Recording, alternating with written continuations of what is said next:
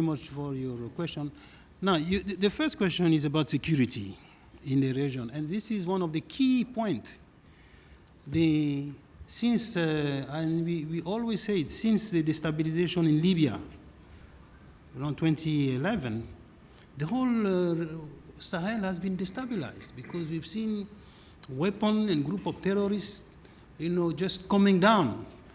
And the key countries in the Sahel, Mali, Burkina, Niger, and the northern part of Nigeria, the northeast, have been really feeling the really strong attacks from the various terrorist groups. And you mentioned also the fact that we see that those terrorists are not trying to come down toward the coastal country. So it is all this situation combined with other factors that have been creating these social and humanitarian difficulties that those countries are facing. Yes, we have other, as I say, factors. The food crisis, the low level of the rainfall this year and so on. But the insecurity due to terrorist activities have been a destabilizing factor in our region, and this is also what has led to all those political instability, has contributed to this instability in the political sphere. So, and you are right, we need to really address that, because if we do not address it, the thing will continue to deteriorate, and it will affect not only the Sahel countries, but will affect the whole ECOWAS region. So, and to deal with that, of course, each member country has its own national policy, the security policies that it is implementing. But it's not enough. We need, on top of those national response, we have to have a regional response. That's very essential. Because as you know, terrorists do not know they don't know borders.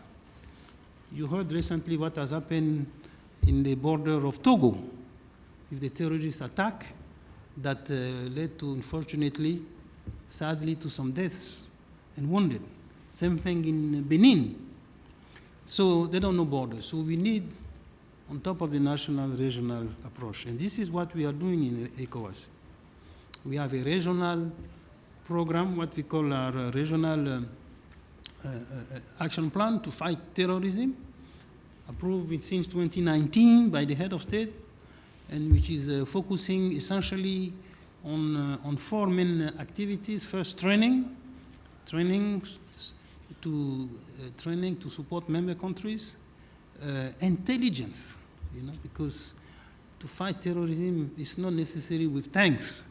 You need information and intelligence. So focusing on that, of course, with adequate, appropriate security equipments, third pillar, and also we have a civilian pillar, because to address the security and the terrorist activities, you need to really provide in the area where they are operating.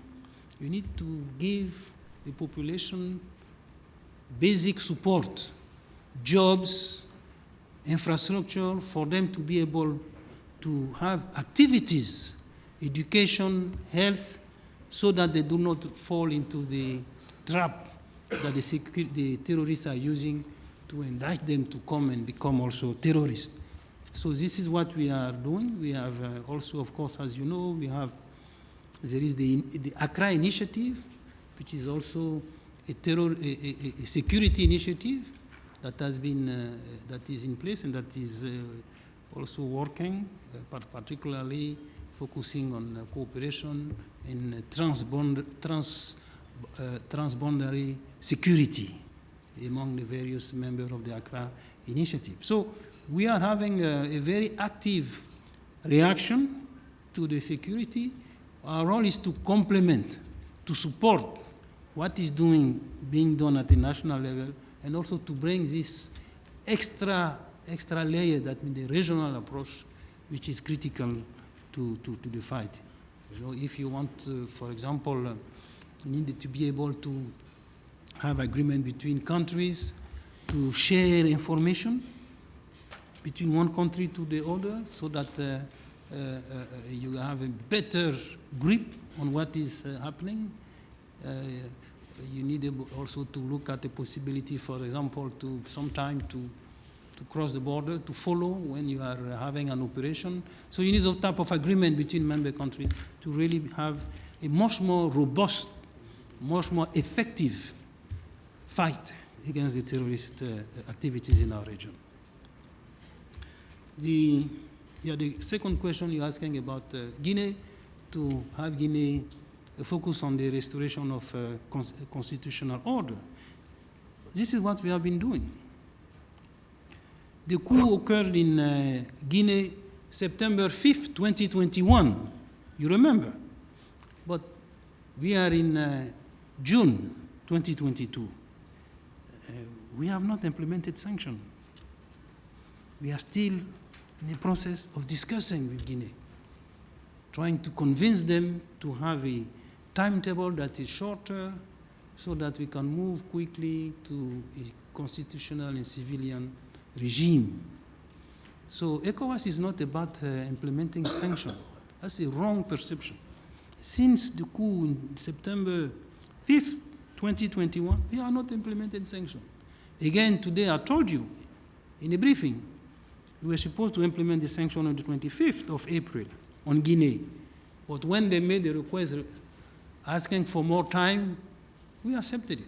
Because we always want to give a chance to dialogue and discussion, to convince them that it is the interest of the country, the citizen, the people, to have the right to choose their leader through a civilian regime. Civilian regime have always been much more effective, much better performance than a military regime. And the military regime, as I said, it's not something new for us, you know. In the 70s, in the 60s, we had plenty of them.